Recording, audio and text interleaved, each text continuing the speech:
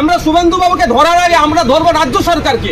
আপনি 2021 সালের আগে বলেছিলেন যে বিজেপির হাত থেকে বাঁচতে গেলে আমাকে ভোটটা দিতে হবে, আমরা বিজেপিকে রুখবো। সকাল সন্ধ্যা বিজেপি আর শুভেন্দু বাবু গালাগালি করছে, বাজে মন্তব্য করছে, তার বিরুদ্ধে আপনি আইনত ব্যবস্থা না নিয়ে আবার বকলমে তাদের মুসলিমদের খেপিয়ে তোলার চেষ্টা করছেন কেন?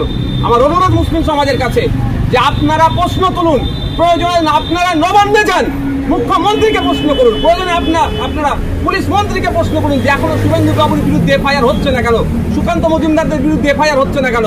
আমার কেশাগ্র স্পর্শ হলে তার দায় থাকবে মমতা বন্দ্যোপাধ্যায়ের উপরে। শুভেন্দু অধিকারী বলেছেন মমতা বন্দ্যোপাধ্যায় যে প্রথমের জবাব এবং শুভেন্দু অধিকারীর কথা বলছেন, ঠিক বলছেন। একটা সমাজ নিয়ে আপনি কথা বলছেন, তারা যদি আন্দোলনে নামে সবাই বলছি শুধু মুসলিম সমাজের সাথে মমতা বন্দ্যোপাধ্যায় বলছেন। দেখুন, আপনি যদি বলেন মুসলিম সমাজের কথা বলেছেন, তাহলে আমি মুসলিম সমাজের মতো করে উত্তর দেবো। আগে আপনি ঠিক করেন কাকে বলেছেন, কাকে বলেছেন? আপনিও বলেন শুভেন্দু অধিকারী তো বারবার তো একটা সরাসরি সম্প্রদায় বলছে। আমি প্রথম বলবো মুসলিম সমাজকে, আমার ধর্মীয় বিশ্বাস মুসলিম, ইসলাম ধর্মের আমি অনুসারী। এই প্রসঙ্গে ক্রমে আমি একটা কথা বলবো যে মুসলিম সমাজের মানুষের উদ্দেশ্যে আমার বার্তা, মমতা ব্যানার্জির এই কথাই কেউ গ্যাস খেয়ে যাবেন না, আমি অনুরোধ আপনাদের কাছে করি।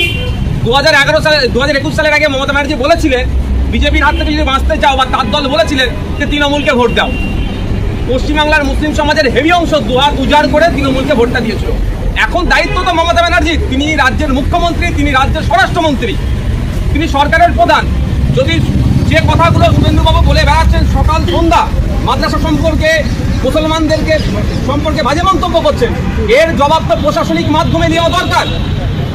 তা না করে আমার তো মনে হয় বকলমে মুসলমানদেরকে উস্কানোর চেষ্টা করা হচ্ছে যে শুভেন্দু বাবুকে তোমরা ধরো। আমরা শুভেন্দু বাবুকে ধরার আগে আমরা ধরবো রাজ্য সরকারকে, আমরা ধরবো স্বরাষ্ট্রমন্ত্রীকে রাজ্যের, আমরা ধরবো পশ্চিমবাংলার সরকারের প্রধানকে। আপনি 2021 সালের আগে বলেছিলেন যে বিজেপির হাত থেকে বাঁচতে গেলে আমাকে ভোটটা দিতে হবে, আমরা বিজেপিকে রুখবো। বিজেপিকে রোখার জন্য আপনাকে যে মুসলমান ভোট দিয়েছে, সেই মুসলমানকে সকাল সন্ধ্যা বিজেপি আর শুভেন্দু বাবু গালাগালি করছে, বাজে মন্তব্য করছে, তার বিরুদ্ধে আপনি আইনত ব্যবস্থা না নিয়ে আবার বকলমে তাদের মুসলিমদের খেপিয়ে তোলার চেষ্টা করছেন কেন? আমার অনুরোধ মুসলিম সমাজের কাছে যে আপনারা প্রশ্ন তুলুন, প্রয়োজনে আপনারা নবান্নে যান, মুখ্যমন্ত্রীকে প্রশ্ন করুন, প্রয়োজনে আপনারা পুলিশ মন্ত্রীকে প্রশ্ন করুন যে এখনো শুভেন্দু বাবুর বিরুদ্ধে এফআইআর হচ্ছে না কেন, সুকান্ত মজুমদারদের বিরুদ্ধে এফআইআর হচ্ছে না কেন? আপনাদেরকে রাস্তায় ঠেলে দিয়ে না ধর্মীয় দাঙ্গা লাগাবার যদি অপচেষ্টা করে সেই ফাঁদে আপনারা পা দেবেন না। বলছি আপনি গণতান্ত্রিক প্রক্রিয়াতে যান, গিয়ে জিজ্ঞাসা করুন। দলবদ্ধ না, ওখানে 144 থাকে, নবান্নের আশপাশে দলবদ্ধভাবে যাবেন না, পুলিশ লাঠি চার্জ করে ভাগিয়ে দেবে। আপনারা 3 এর কম মানুষ গিয়ে জিজ্ঞাসা করতে পারেন।